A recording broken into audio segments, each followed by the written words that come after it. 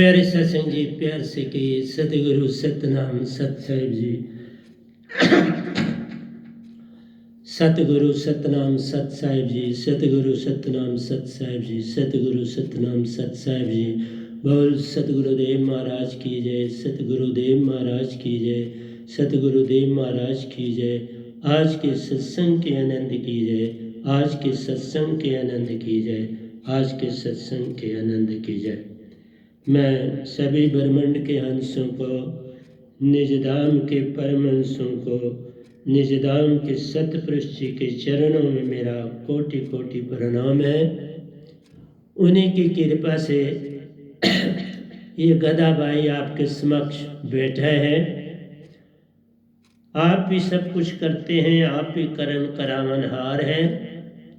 मैं तो बस निमित्त बिन माइक का काम करता हूँ, उसके अतिरिक्त मुझे कुछ आता ही नहीं है, क्योंकि मेरे पास मन है, तन है, तो उसके द्वारा उनकी सुरति को आपके समक्ष रिप्रेजेंट करता हूँ, उसको कन्वर्ट कर देता हूँ शब्दों में, सुरति को शब्दों में कन्वर्ट कर देता हूँ, शब्द को शब्द में कन्वर्ट करने का काम करता हूँ। और आज प्यारी सत्संग जी, आपको पता है आज 2/5/2021 है और मैं आपके समक्ष सभी महान हस्तियां जो निजधाम में हैं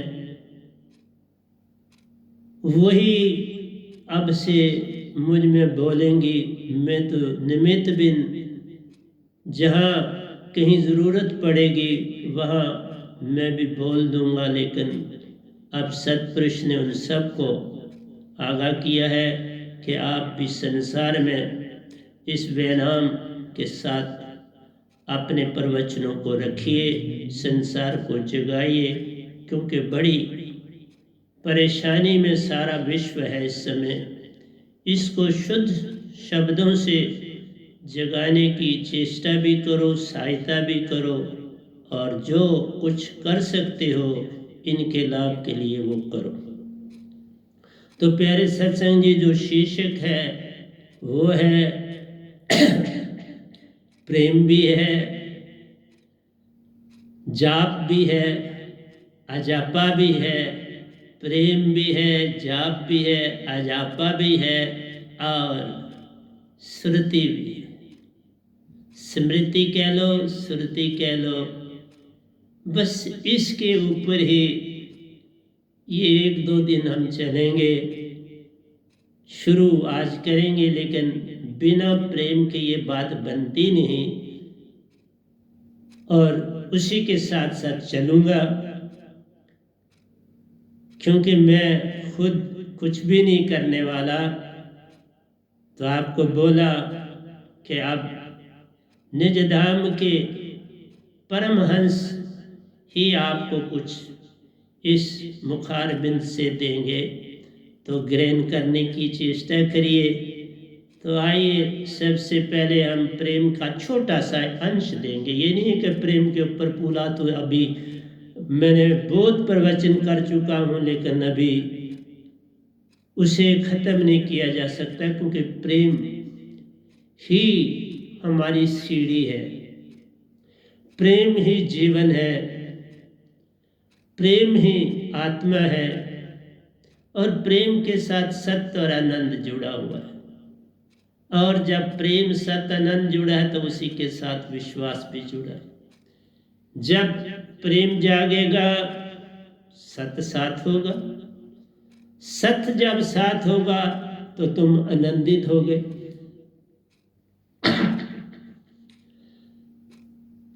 प्रेम में ही आनंद मिलता है, उसके अतिरिक्त तो आनंद होता नहीं है।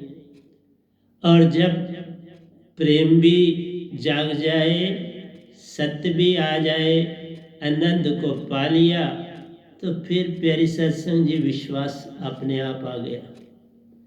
उससे पहले विश्वास एक धारणा है नहीं, वो जिंदा ही नहीं है, उत्पन्न ही नहीं हुआ, तो उसका नाम क्या लेना? उसका नाम लेना भी जो है वो भूल है।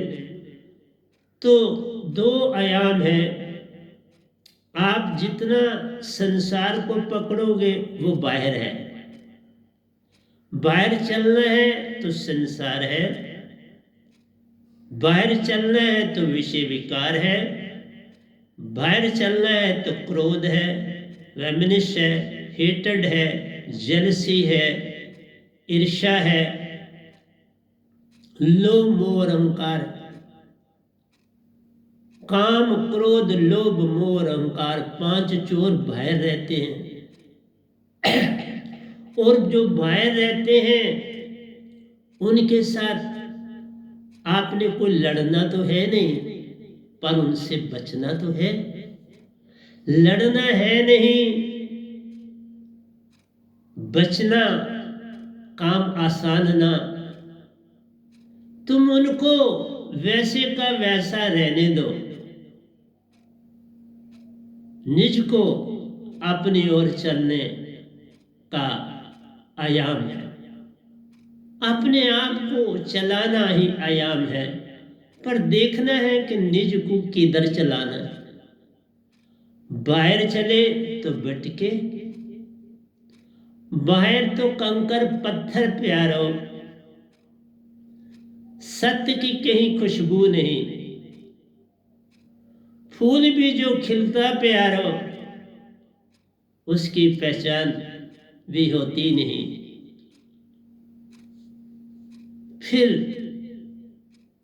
तुम भटक जाते हो, फूल को भी बाहर से देखते हो भटक जाते हो। तुम चकोर और चांद की प्रीत को भी देखते हो भटक जाते हो। कोयल की कूकू को सुन के भी तुम भटक जाते हो। तुम जिसको भी बाहर की ओर देखते हो भटक जाते हो। सूरज रोज चढ़ता है, तुम कुछ भी देख नहीं पाते हो। चांद भी रात को उगता प्यारो, अच्छी जोत तुम्हें दे जाता है, पर तुम जैसे के जैसे हो रहते उसी में पड़े रहते हो। तुम उसके उस रूप को देख के जरा भी आनंदित होते नहीं। कितनी विचित्र बात है। फिर हम कहें कि हमें बाहर से कुछ मिलता है, बाहर से कुछ मिलता नहीं, पर बाहर से हम बहुत सीखते हैं। बाहर ना हो तो अंदर भी कैसे होगा। बाहर चलना आता नहीं, अंदर चला जाता नहीं। दोनों का संग संग करना है। अंदर बाहर को एक संग करना, अंदर बाहर को एक संग करना, यही प्रेम की भाषा है।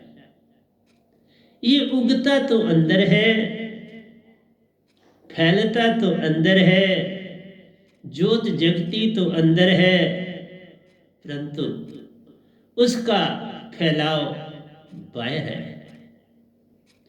फैलाव बाहर ना हो तो अंदर नहीं पनप सकेगा, अंदर मुरझा जाएगा पल पल। अग्नि जलाते हो, भूखनी को हवा भर के उसे, और अंगारों को जलाते हो। अंगारे जब जलते हैं आग और भड़कती जाती है, बाहर की ओर ही जाती है। अंदर उसके जोत है जगती, बाहर की ओर वह जाती है। जगती अंदर से है, पर बाहर उसका फैलाव होता है। प्रेम बनता अंदर से है, बाहर उसका फैलाव होता है। भाव उसका, बाहर उसका जो है वो प्रभाव पड़ता है। उगता अंदर, चलता बाहर। उसी के चलने से जग में तेरी पहचान होती है। बिन जग के कौन पहचानेगा। जग जिसे हम कहते हैं तुम झूठ हो, लेकिन वो अपनी जगह पे क़यामत से क़यामत तक ठहरा हुआ है। तुम्हारे कहने से बनेगी नहीं बात, तुम अपने अंदर उसका सृजन मत करो। वो जैसा है उसे रहने दो। जैसे कोई प्राणी आपको गाली देता है, कहते हैं गाली आवत एक है, उल्टी करो अनेक। उल्टा मत उसे करिए, रहने दो एक की एक। मतलब तुम उस गाली का कोई उत्तर ना दो तो अनेक नहीं बनेगी, क्योंकि जब तुम उसे उल्टा करोगे तो तुम्हें कुछ बोलना पड़ेगा। जब तुम कुछ बोलोगे तो जिसने क्रोध धारा है वो तो वर्षा कर देगा क्रोध की। वहां तो वो वर्षा करने के लिए आए। बादल जब बनते हैं तुम्हें पता है, जो उनका साइज होता है, जब ये क्लाउड, तो इनका जब साइज 10⁻⁹ सेंटीमीटर होता है, ये एक दूसरे के पास क्लोज आ जाते, अट्रैक्शन बढ़ती है। जब अट्रैक्शन बढ़ती है 1 से 2 बनते हैं, इससे आपस में जुड़ते हैं। फिर जब उनका साइज 10⁻⁷ सेंटीमीटर होता है, बड़ा हो गया थोड़ा, अब वो गिरना शुरू होता है बारिश की तरह। अनेक बने तो गिरे। इसलिए गाली आवत एक है, एक की एक तुम रहने दो। बस उसी में सुरती आती है, तब सुरती आ गई। तुमने उत्तर न दिया, तुम्हारे नीचे के तल में। आओ मैं दूसरी चीज भी बताता हूं, साथ साथ चलते हैं। जब हम जाप करते हैं, जाप उस समय होता है जब कोई गुरुआ तो रहा नहीं, अब संगत है, उनका मत मतांतर चल रहा है, तो सब जाप और कीर्तन में जुट जाते हैं। मंदिर गए, मस्जिद गए, गुरुद्वारे गए, जाप चल रहा है, कीर्तन हो रहा है। तुम भी उस जाप में अपनी गर्दन हिलाते हो, जाप में जाप चलाते हो, और फिर तुम कुछ ऊर्जा फेंकते जाते, ऊर्जा तुम्हारी कम होती जाती है। फिर तुम आहिस्ता आहिस्ता बोलते हो, फिर और आहिस्ता बोलते हो, फिर चुप भी हो जाते हो। तो जब आप पहले जाप करते हो अंदर से, तो जाप से आपके अंदर एक चेतना की लकीर सी नीचे तक जाती है, क्योंकि प्रभाव अग्नि का पड़ता है, नीचे तक जाती है कि कुछ हो रहा है। आपका जो जाप है वो इस प्रकार होते हैं जैसे कि हम एक रस्सी को घुमा रहे हैं पकड़ के चारों ओर, वो सर्कल बना रही है बल का, तो उसको आप देख रहे हो और खुद घूम रहे हो। ये जो आपने रस्सी को घुमाया, ये आपका वो लगातार जो चल रहा है, ये मनन हो गया। जाप था मनन में परिवर्तित हो गया। आप दरिया के किनारे बैठे हो, इच्छा हुई मैं भी तैराक हो, इच्छा हुई मैं भी थोड़ा तैर लेता हूं, तो आप तैर के पार जब हो जाते हो, पार से फिर रार आ जाते हो। ये जो तुम्हारा तैरना है, ये तुम्हारा जाप ऊपर ऊपर सतह पर तुम चले।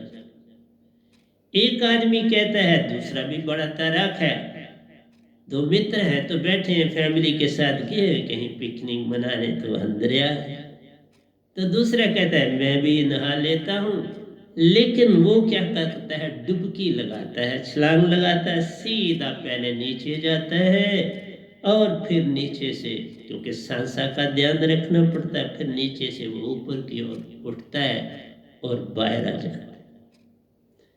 इस अवस्था को हम मनन कहते हैं। ये जो आपने डुबकी लगाई, सब कुछ खो गया, आप सिर्फ उस समय किस में हैं, अपने श्वासा के साथ जुड़े। सहसा आपका संग दे रहा और सारा आपकी जो सुरती है सहसा में आके भर गई। और अब आप कहते हैं कि टूट ना जाए, मैं जल्दी बाहर पहुंचूं, तो आप नीचे से वापस ऊपर आते हैं और जो ही अपना सर बाहर निकालते, क्योंकि मैं भी तैराक रहा हूँ, काफ़ी अच्छा तैराक हूँ, बहुत ही अच्छा, बड़ी बड़ी अच्छी जगहों पे तैरा हूँ। तो सर जब बाहर आता है तो आप एक लंबा सांस लेते हो और उसके बाद तारी लगा के किनारे आते हो। तो प्यारी सत्संग जी, जो बाहर संसार में बोला जाता है वो आपका कीर्तन कहलाता है, आपका जाप कहलाता है।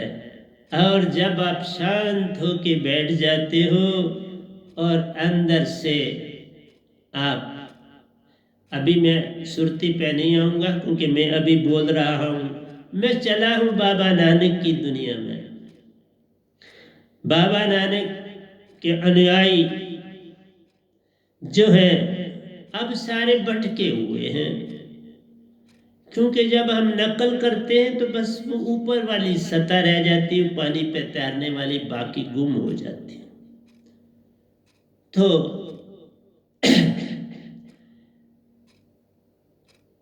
जब हम पानी में गए तो आपने सांसा को भर लिया और आप नीचे चल पड़े। आपका सारा ध्यान आपके श्वास पे होता है कि कहीं टूट तो नहीं रहा। बाहर आने तक आप श्वास में रहते हैं।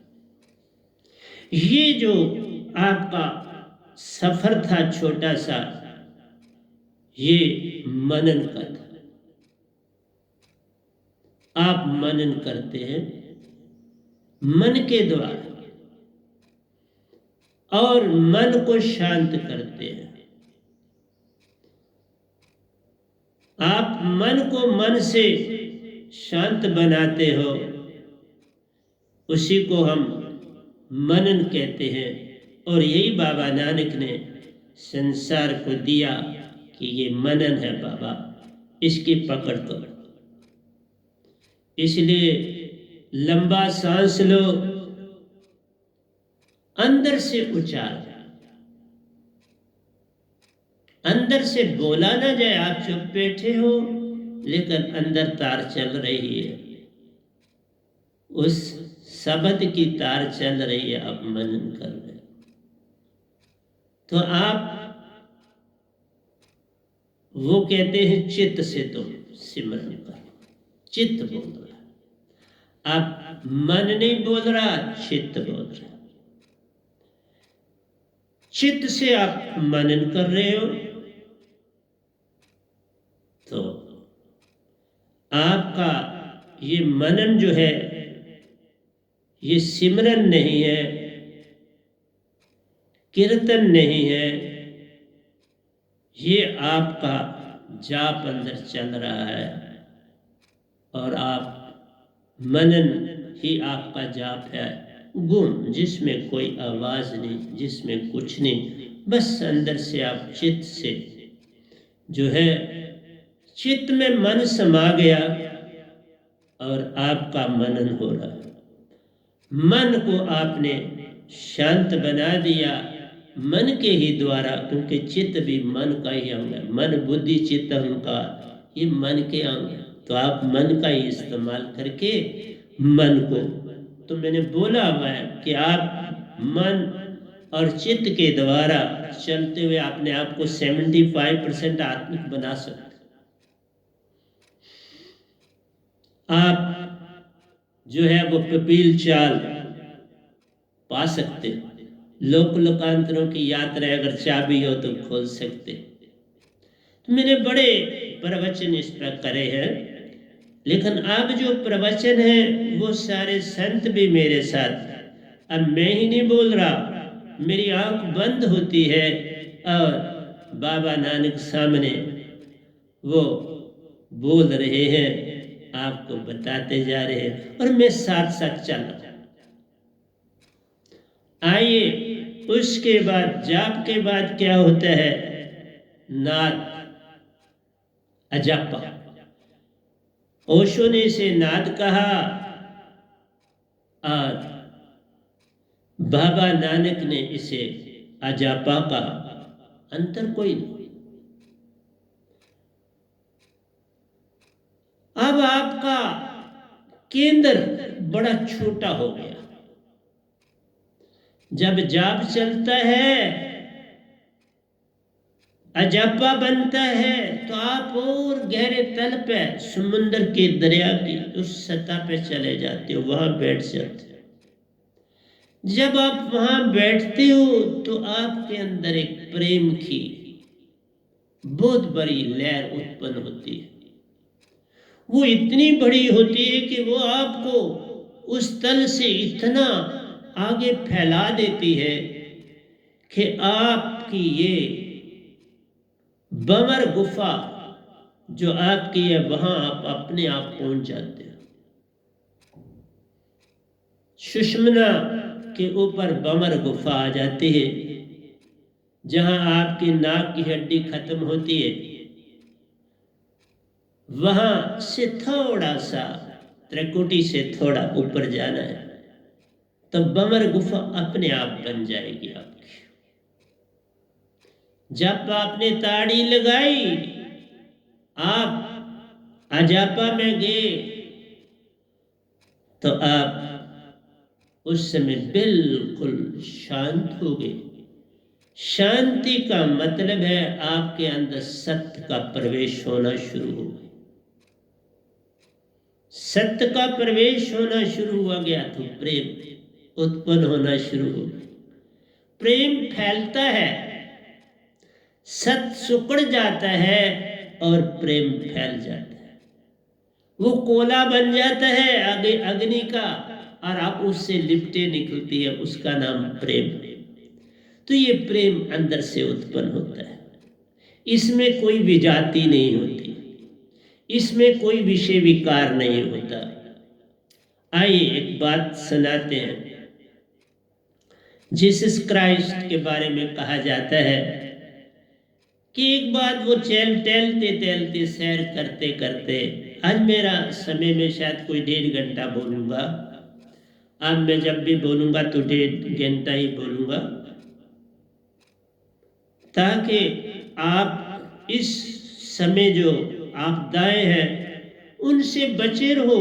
मेरे सत्संग सुनो, सिमरन में जाओ, सुरति में जाओ, और सारे परिवार को इसकी ओर लगाओ, तो बड़ा बहुत ज़्यादा आप अपने आप को बचा पाओगे। और बाकी जितनी इंस्ट्रक्शंस हैं from the side of the government, you must ओबे them, you must follow them. इसलिए किसी भी किस्म की आप कोई बात न करें जिससे किसी को परेशानी हो आपके द्वारा।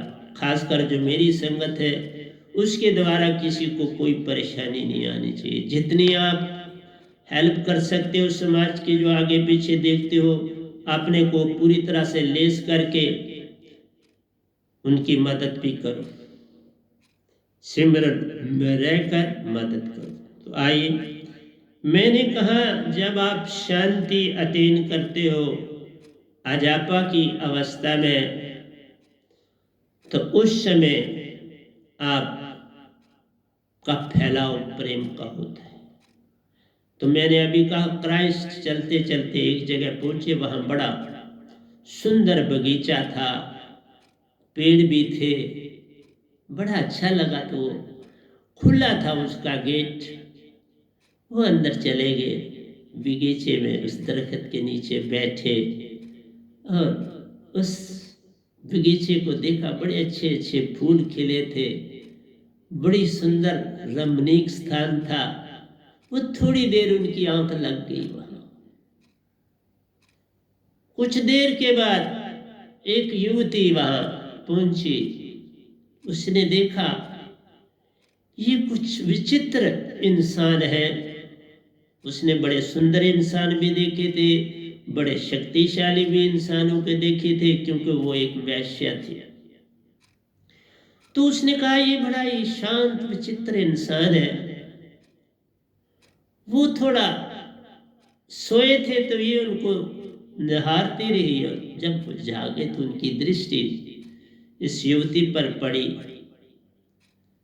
तो उस युवती ने कहा, आप कौन हैं?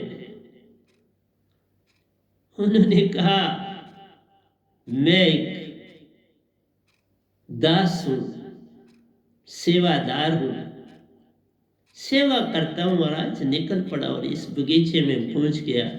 लगता है ये तेरा ही बगीचा। उसने कहा, हाँ मेरा ही। तो उसने कहा, धन्यवाद, आपका धन्यवाद देता हूं कि आपने इस बगीचे को बड़ा सजाया और मैं थोड़ा यहाँ विश्राम कर पाया।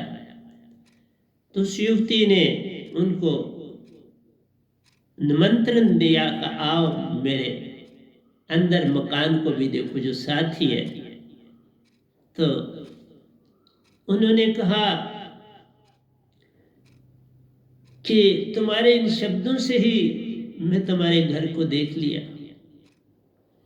तुम्हारे शब्दों से ही मैंने तुम्हें देख लिया। अब इसके अतिरिक्त और क्या अंदर जाऊं? तो अब मैं चलता हूं। तो मेरा कहने का भाव है, प्यारी सत्संग जी, कि प्रेम बहुत बड़ी चीज है। मुझे भी एक बार इस सत्संग में पूछा गया था कि आपका प्रेम से क्या संबंध है, आप क्या कहना चाहते हो? तो आज सुन लो पूरी तरह से। मैं आज बहुत कुछ ही आपके पास लाया हुआ हूं, क्योंकि कल सत्संग नहीं किया था। अंदर से भाव तो उत्पन्न होते हैं, क्योंकि मैं हर समय व्यस्त ही रहता हूं, सिमरन में रहूं, ध्यान में रहूं, सत्पुरुष के साथ जुड़ा रहूं, परमहंसों से जुड़ा रहूं, बस यही मेरा काम है। उनसे बातें करता रहूं, उनसे कुछ लेता रहूं, उनको देता मैं कुछ नहीं लेता, क्योंकि जब मैं बोलता हूं तो उनको मिल ही रहा है। उसमें उनका अपना भी होता है, मेरा भी होता है, क्योंकि वो भी बोल रहे हैं मेरे संग संग, और कहीं जरूरत पड़ती है मैं भी बोल देता हूं। तो प्यारे सत्संग जी, मैं थोड़ा इधर भी आता हूं, क्योंकि सब काम छोड़ने नहीं होते, थोड़ा थोड़ा। पूर्ण सतगुरु तरता और तारता प्यारो, पूर्ण सतगुरु तरता और तारता प्यारो, दिखता जलता धारा संग। हम इसको बदल देते हैं, दिखता जलता चराग। धारा के संग जो चलता है वो प्रेम है, और दिखता जलता चराग, जब ये आप देखते हो तो ये नाद कहलाता है। इसी को अनहद नाद भी कहते हैं। तभी कहा, जाप मरे अजापा मरे, अनहद भी मर जाए, ये अनहद है। जाप, अजापा और अनहद, हम तीसरे तल पर पहुंच गए। तीसरे तल का मतलब होता है कि आपका तीर दो फल वाला हो गया, वो अंदर भी जा रहा है और तुम्हारे पास वापस भी आ रहा है। तुम्हारी तार पूरी तरह से उस ओंकार के नाद को सुन रही। कोई बंसरी की तान को सुन रहा है, कोई वीणा की तान को सुन रहा है, कोई तबले की ताल पे अपने आप को डाला है, किसी ने रेल की सीटी पे ध्यान लगाया, किसी ने घंटियों की आवाज पर अपनी सुरती डाल दी है, और किसी ने घंटे के घड़ियाल के उस ठन ठन के ऊपर अपना सारा ध्यान डाल दिया। तो ये जो संसार के 3 लोक की अवस्था आखिरी अवस्था होती है। तभी हमने कहा, कबीर साहब ने कहा, जाप मरे अजापा मरे अनहद भी मर जाए। तो तीसरा तल भी उन्होंने कहा कि इस अवस्था से भी आप पूर्ण मोक्ष नहीं पा सकते, लेकिन इस अवस्था में आप आकर स्वर्गों में भी जा सकते हैं, महा सुन में भी जा सकते हैं, सुन के लोक लोकांतरों में भी जा सकते हैं और शह शास्त्र सार में प्रवेश करते। जब अनहद का नाद हो सुनते, शह शास्त्र में वासा है, तब तुम्हारी जो मन की धारा है सुरति संग शह शास्त्र सार में पहुंच जाती है, पता नहीं होता, और वो स्मृति बन के तुम्हारे शह शास्त्र, क्योंकि मन साथ चलता है, मन उसे कहता है चल साथ, मन के अनुग्रह पे वो सुरति साथ चल गया। आत्मा को खुद अभी पता नहीं है अपना, पर मन उसे साथ ले चलता है, क्योंकि मन की अपनी विशेषता कुछ नहीं जब तक सिमरन साथ ना हो, स्मृति साथ ना हो, सुरति साथ ना हो। तो बुद्धों की स्मृति है और संतों की सुरति है। उन्होंने भी बीच में कई जगहों पे स्मृति को सुरति भी लिखा और माना कि बहुत बड़ी चीज है ये सुरति, बहुत कमाल की। जाना बुद्ध, जाना महावीर ने कि ये बड़ी कमाल है, लेकिन समझ ना पाए, इसकी भावना को अपने अंदर उतार ना पाए। तो मैं वापस वहां पहुंचता हूं प्रेम पर। प्रेम एक स्वच्छ, बिना धूल के, बिना विजाति के उत्पन्न होती है, और ये तब उत्पन्न होती है जब आप पूर्ण ब्रह्मचारी जीवन हो। अब मैं मिक्सचर बोलूंगा थोड़ा थोड़ा, सारा मेरे सत्संग मिक्सचर हो। जब तक आप सन्यासी जीवन नहीं व्यतीत करते, क्योंकि श्री कृष्ण भगवान ने जो ज्ञान और ध्यान दिया उसमें विज्ञान भी है और ज्ञान भी है। वो विज्ञानी भी थे और ज्ञानी भी थे। उन्होंने जीवन के 4 आयाम जो बनाए, बड़े महान। उन्हीं पे मैं ये जो 10 गधा भाई बैठा हुआ, नेचर नहीं चलाया, पर डिट्टो उसी पे मुझे चलाया कि 25 साल तक ब्रह्मचर्य, और जब 25 साल तुम्हारे ब्रह्मचर्य हों, वो जफा कश होने चाहिए, फुल ऑफ एक्टिविटी होने चाहिए, जिसमें तुम्हारे अंदर दिन प्रतिदिन ऊर्जा बढ़े। थोड़ा खाना और खूब पचाना। इसीलिए तो मैंने बोला 40 किलोमीटर जो बच्चा 6 साल का हो, चल रहा हो, सुबह से चलना, सुबह 5 बजे 5:30 निकलना और 8 बजे 8:30 घर पहुंचना। कर लो हिसाब। और कहीं मैं बैठता नहीं, खड़ा चलता रहता था आहिस्ता, कहीं थोड़ा रुके कि कोई गाहक मिल जाए, आवाज देता था, ले लो रे भाई ले लो टिक्कियां, हरी शैल, हरी शैल टिक्कियां बेचता था। 8 आने दिया ले लो, 12 आने दिया ले लो, 16 आने दिया ले लो, टिक्कियां हरी शैल। तो प्यारे सत्संग जी, जफा कशी का बचपन से ही मैं स्ट्रांग हो गया। फिर जिस इंस्टीट्यूशन में पढ़ा, वहां का भी अवस्था जो थी वो एक आश्रम की अवस्था थी। जो उसको चला रहे थे वो गांधी वर्धा से ट्रेनिंग लेके आए हुए थे और उनको वहां लगाया हुआ। और बहुत बार हमको जो खाना मिलता था उसमें नमक नहीं होता था, बहुत बार ऐसा खाना भी देते थे जिसमें नमक नहीं, नमक के बिना। दूसरी बात है कि वहां लकड़ी भी काटनी पड़ती थी, जो कि एक तो वो काटते थे, आने वाले भी काटते थे, और कई बार जो हमारे भी तगड़े लड़के थे उनको भी काटने पर लगाया जाता था। सफाइयाँ करनी पड़ती थी, 8 कनाल की जगह थी, सारी सफाई, क्योंकि एक स्वीपर था तो वो सफाई नहीं करता था, वो बस इधर उधर जहाँ सुपरिटेंडेंट उसको लगाते थे, वो बाकी सफाई सारी जो थे वो स्टूडेंट्स, हमारे ग्रुप बने थे तो वो करते थे।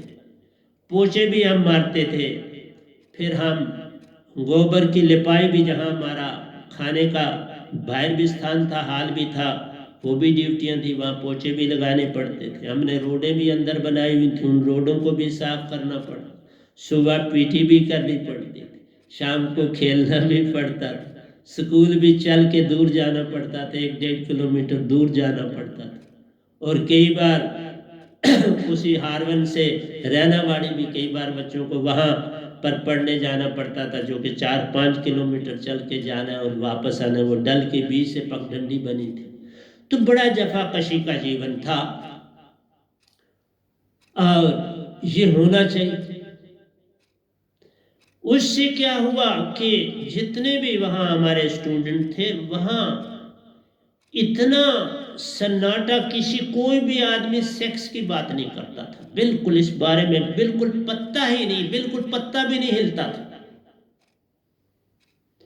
एक बार चुप, और जो जिस किसी को कभी कोई सजा मिलती थी उसका कारण नहीं बताया जाता था, उसका कारण नहीं बताया जाता था, बस उसको सजा मिली मिली बात, वो भी नहीं बोलता था आगे से मुझे किस कारण। लेकिन बिनक थोड़ी थोड़ी पड़ जाती है, जब वहां से निकले तो या क्यों उस फलाने को, मेरे ही क्लासमेट को एक बार रात को आप काफी अकेले में बुलाते थे, अकेले पीटते थे उसको, सुपरिटेंडेंट बड़े सख्त थे, उसको पीटा जा रहा था, और उनके अपने संबंधी भी, अपनी लेडीज कुछ जेंट्स, उनके अपने जो साली के बच्चे वगैरह वो भी आए हुए थे, वो भी उधर बाहर थे, तो हम तो अपने कमरे में ही थे, लेकिन ऊपर से देख रहे थे उसको मार पड़। लेकिन वो कारण सिर्फ ये था कि एक जगह पे से वो गोबर उठा रहा था, क्योंकि ला रहा था, तो वहाँ जो गोबर वो गाय को संभाले हुए थी, एक लड़की थी कश्मीरी, तो क्या पता उसके साथ उसने कुछ शैतानी करी, मैं अभी भी पूरा नहीं जानता, लेकिन कारण वही लड़की थी, जिसके कारण उसने शायद रिपोर्ट करी, उसके भाई ने रिपोर्ट करी सुपरिटेंडेंट को, तो उसको फिर मार पड़ी। तो कोई भी वहां पर किसी किस्म के विकार की बात नहीं होती थी, भिनक भी नहीं होती थी, पत्ता भी नहीं था ये कोई चीज। तो मैं तब आपको कह रहा हूं कि वहां किसी किस्म का कोई भी इनडिसिप्लिन नहीं क्रिएट कर सकता था, तो ऐसा जीवन था। तो कृष्ण भगवान ने भी क्या नियम बनाए कि आपको ये जो 25 साल है ये तप और त्याग का जीवन होता है, तपी है, तुमने तप भी करना है, त्याग भी करना। तो हमारे वहाँ प्रेयर भी थी, सब कुछ था, अच्छे विद्वान लोग भी आते थे, वो भी हमें अपने प्रवचन देते थे, तो बहुत अच्छा वातावरण था इसमें। और रोटी भी बड़ी कम मिलती थी, तो थोड़ी सी मिलती थी, बस उसी को पचाना। तो आदि थे, आदि हो गए थे कम खाने, और आज भी मैं आदि कम खाने, बहुत कम खाता। और मैं कोई भी ये विचार नहीं करता कि ये खाना बड़ा गर्म हो ठंडा हो, नहीं, खाना होता है, बस खाना, दैट्स ऑल। तो कृष्ण भगवान ने कहा 25 साल तुम्हारे जो है वो पूरे ब्रह्मचर्य के होने चाहिए, प्रतिपक्ष हो जाओ। तो मेरे को भी याद है, मैंने 24 साल की आयु में मेरी शादी हुई थी, तो 1 साल कम, लेकिन बताता हूँ बाद में 1 साल बढ़ गया आगे चल के। तो 25 साल तक उन्होंने ब्रह्मचर्य कहा, 25 से 50 कहा कि तुम गृहस्थी रहे। लेकिन जब गृहस्थी भी आपने बढ़ना है तो भी नियम के साथ रहना है, आधा ब्रह्मचारी का जीवन, आधा गृहस्थी जीवन, कि तुमने अपने सेहत का भी ध्यान रखना है, अपनी बॉडी का भी ध्यान रखना है, और तुम्हारा वो जीवन जो है वो सृजन के लिए ही होना चाहिए।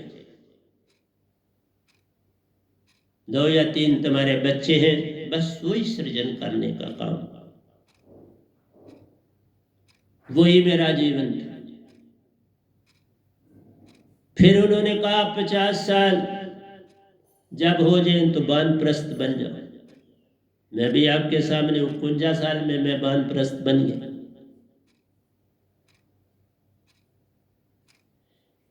इस तरह से जब वानप्रस्थ बनते हो तो उसका मतलब होता है कि अब बच्चे भी जो तुम्हारे हैं वो भी ब्रह्मचर्य जीवन से निकल आए, अब उनकी शादियां करनी है। जब उनकी शादियां करनी है फिर उनको विषय विकारों में जाने दो, तुम अब उसको छोड़ दो। कृष्ण भगवान ने बड़े सुंदर असूल बनाए, लोग समझ नहीं पाए हो, गीता ऐसे ही नहीं लिख के गए। उनकी हर बात में बात है और फिर बात में बात है।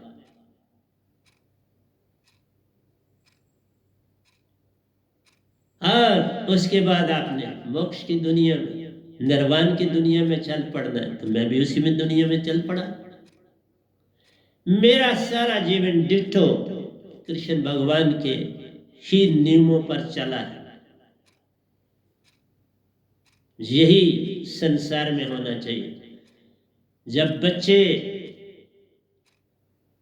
जो है वो नई जनरेशन पैदा करने लगे तो फिर माँ बाप का काम नहीं बनता कि वो भी कोई बच्चा जने, उसकी परमिशन नहीं होनी चाहिए, वो शोभा भी नहीं देता। मेरा वैसे ही जीवन। इसलिए प्यारे सत्संग जी फिर ब्रह्मचारी बन जाता है। वो 25 साल तक सृजन करा, फिर सारा ही जीवन तुम्हारा, पहले 25 भी तुम्हारे ब्रह्मचारी के, 25 के बाद के भी सारे ब्रह्मचारी के, वही मेरा जीवन।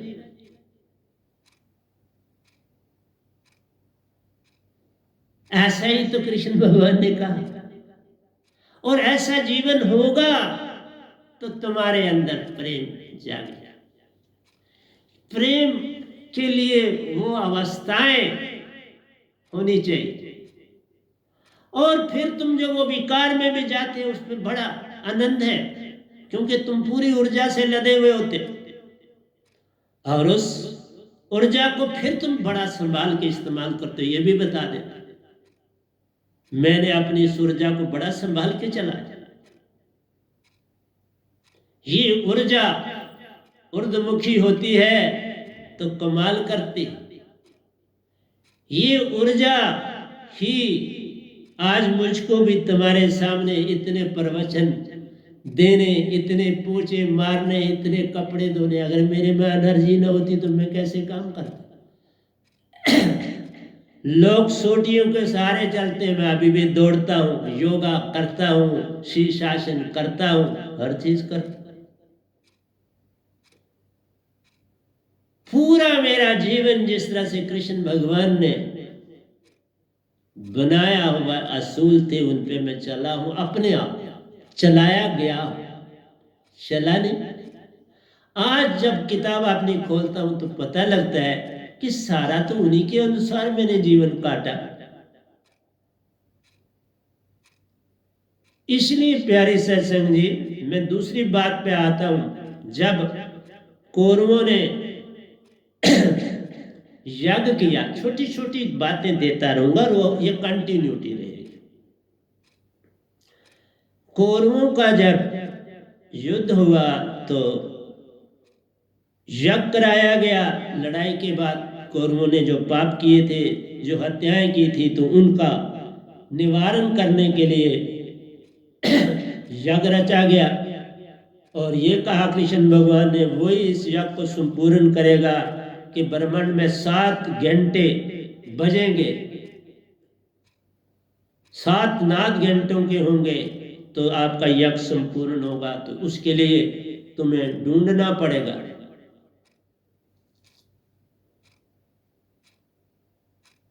तो उसको ढूंढने के लिए फिर युधिष्ठिर निकला और युधिष्ठिर ने उनको लाया। मैंने बोला लाया, यज्ञ हुआ। लेकिन जब यज्ञ हुआ तो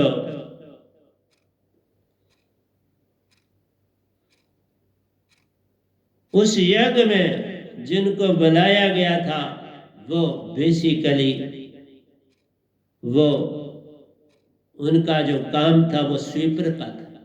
वो स्वीपर का काम करते थे, लेकिन अब भक्ति में लगे थे। और जब वो दोनों वाले उन्होंने डाले तो इतनी देर में द्रौपदी पहुंच गई और उसने देखा कि सारा खाना जो है वो जितनी चीज़ें उन्होंने अलग अलग बनाई थी उन्होंने सबको मिक्स कर दिया और अपनी थाली में भी जो था उस मिक्स खाने को डाल के तो खा रहे। द्रौपदी ने कहा कि मैंने कितनी मेहनत से, लगन से, श्रद्धा से ये खाना बनवाया, साथ में बनाया, और तुमने वही भंगी का काम ही किया, मिक्स कर दिया सारा। उन्होंने खाना वहीं छोड़ा और चले गए वापस। और 2 ही घंटे बजे, दोनों वाले उन्होंने लिए थे तो 2 घंटे बजे। युधिष्ठिर भागा हुआ कृष्ण भगवान के पास गया और कहा साहब 2 ही घंटे बजे और आगे नहीं बजा, अब क्या करें? क्योंकि सुपुत्र चले गए थे जिन्होंने यज्ञ किया था। कृष्ण भगवान ने कहा भागो और उनको वापस लाओ, उनके चरणों को पकड़ो, दवा मांगो, श्रद्धा से उनके आगे हाथ बांध करके बैठो, चरणों को पकड़ के बैठो, तो सुपुत्र जी को वापस लाओ। आए वापस, क्योंकि मैंने कहा जो संत लोग होते हैं वो कोई नाराज थोड़ा किसी से होते, वो थोड़ी चुप्पी धारते हैं और तो कुछ नहीं करते। कोई गलती करता है तो गलती हो जाती है तो वो थोड़ी चुप्पी धार लेते हैं कि कम से कम इसको महसूस होना चाहिए कि मैंने गलती करी, या वहां से चल पड़ते हैं। एक तो ही बातें करते, चल पड़ते हैं या चुप्पी धारते, तो चुप्पी धारी। जब युधिष्ठिर ने बड़ा आग्रह किया तो वो वापस आए। फिर वापस उन्होंने खाना खाया तो फिर 7 घंटे बजे यज्ञ संपूर्ण हुआ। तब युधिष्ठिर ने पूछा कृष्ण भगवान से, ये क्या बात है, इनमें और हम में अंतर क्या? युधिष्ठिर ने कहा इतना जीवन मैंने कड़ा तपस्वी का काटा, तो इनमें क्या विशेषता है? तो कृष्ण भगवान ने कहा अच्छा ठीक है, आओ इनकी विशेषता बताते। उन्होंने पुष्पों को भी कहा आओ चले हमारे साथ, तो चल पड़े। पहुंचे तो एक तालाब था, तालाब के पास रुके। वो तालाब ऐसा था कि जिसमें आप अपने आप को देखते हैं तो आपको पिछला जन्म आप क्या थे वो दिखाई देने लगे। तो जब सबने अपने आप को देखा, किसी ने देखा मैं कुत्ता हूं, किसी ने देखा मैं मछली हूं, किसी ने देखा मैं मेंढक हूं, लेकिन सुपुत्र जी को देखा गया तो वो मनुष्य थे।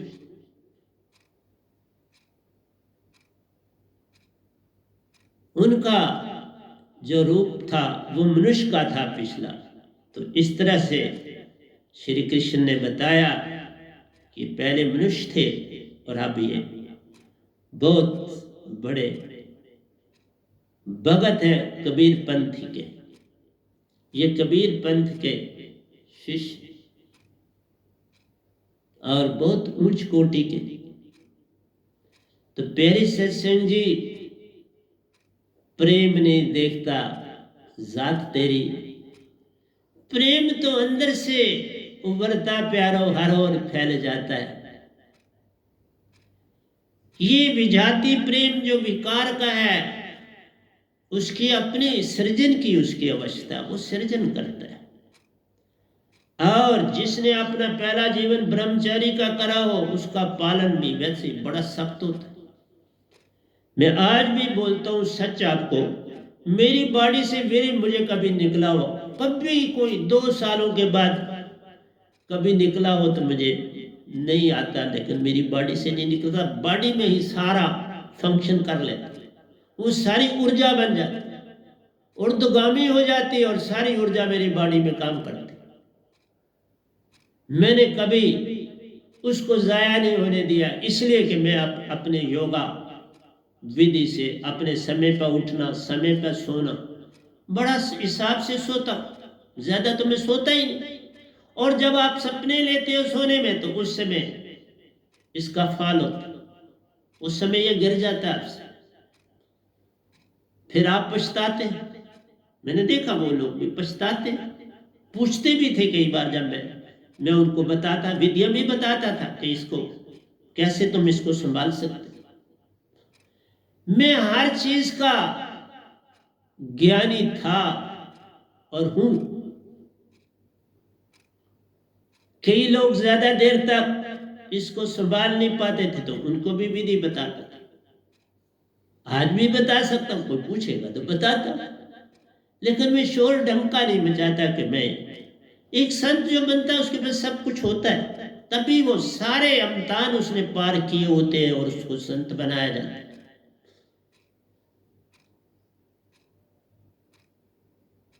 इसलिए आपसे कहता हूं, प्रेम खुशबू है, प्रेम हवाओं के साथ मिलकर हवाओं की खुशबू बदल देता है। प्रेम जब पहाड़ों को देखता है तो उनको भी शांत बना देता है। प्रेम जिन रास्तों पे चलता है उनकी हवाएं भी प्रेम से लद जाती हैं। उनको कोई गाली देता है तो वो उत्तर नहीं देते, उनको कोई चांटा भी मारता है तो मारता ही चला जाए, वो चुप रहते। प्रेम बड़ी महान चीज, इसी विकार में तोलना अवगुण। मुझे जब किसी ने प्रश्न किया था, उसका प्रश्न विकार से भरा था कि क्या ये विकारी है। आज उत्तर दे रहा हूं, मैं बड़ा समय लेता हूं उत्तर देने। विकार जब तुम्हारे में होता है तो तुम्हारे अंदर कविताएं नहीं निकलती, शब्द निकलते हैं। मेरी वाणी में, मेरे प्रवचनों में सदा काव्य बहता है, संगीत बहता है। देखा, जो कुछ मैंने लिखा है वो संगीत है सारे का सारा। जितने शास्त्र मैंने लिखे हैं वो संगीत है, संगीत से लदे हुए। कोई लाइन संगीत के बिना नहीं। हर ग्रंथ का अपना संगीत है, हर लाइन का अपना संगीत है। मेरा हर लिखा हुआ संगीत, ये पहचान होती है प्रेम की। तुम कहते हो हम कामी भी बने और भक्त भी बड़े बने, ऐसा होता नहीं, क्योंकि विकार में वो प्रेम की धारा जो बननी होती है वो टूट जाती है, वो बन नहीं पाती, तुम खंड खंड हो जाते, काट देते। जैसे एक बार एक बड़े तलवारबाज थे, तो उनका जो मकान था कच्चा मकान था, और जब कच्चा मकान हो तो वहां चूहे जी अपना घर बना लेते। वो रात को जरा उठे तो देखा उनके बेड के पास एक बड़े अच्छे मोटे चूहा जी है। इन्होंने पहले उनको बड़ा डराने शराने की कोशिश की, और चूहा जी टस से मसलो।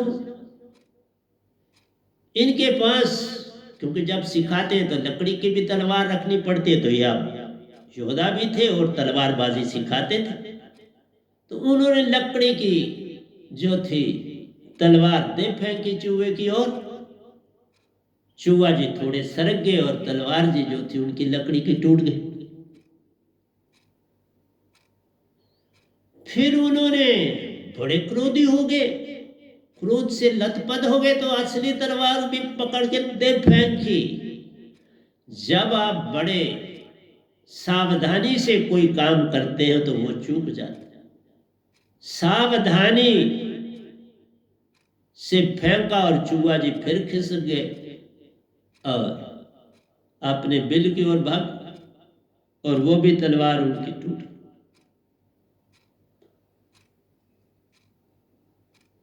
क्योंकि दीवार में कच्चे में वहां पत्थर लगे, पत्थर से टकराई तो चूर चूर हो, दो टुकड़े हो। तो प्यारी सत्संग जी, ये जो तुम्हारा क्रोध होता है ये कभी लाभ तो देता ही नहीं, इसकी सदा हानि होती है। अंदर जाओ तो हानि, बाहर जाओ तो हानि। इसलिए काम, क्रोध, लोभ, मोह और अहंकार, 5 चोर जब संग साथ तेरे, कैसे आवे चैन। प्रेम कभी नहीं उबरता, बस इसी से हो बेचैन। इसी कारण तुम बेचैन रहते हो, हर समय पल पल बेचैन रहते हो। फिर कहते हैं सदगुरु दीन दयाल जी, मेरे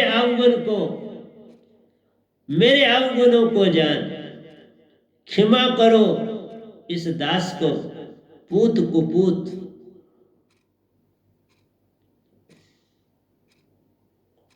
पूत को कुपूत मत मुझे जान, मैं न बुरा हूं न मैं अच्छा। फिर हम कहते हैं पूत कपूत को तारो आन, मैं जैसा हूं बुरा हूं अच्छा हूं, तारो आन, तार। देखा सतगुरु दीन दयाल क्या होता है। फिर हम कहते हैं क्षमा करो इस दास को, पूत कपूत को तारो आन। साहिब जी जो दिया वह नाम, शब्द का सच्चा दान। साहिब जी ने ही दिया इस वैनाम को, वह सच्चे शब्द का दान। सुरती साहिबा विनती दास की, सुनो साहिबा विनती दास की, आप है गरीब निवास। गरीब नवाज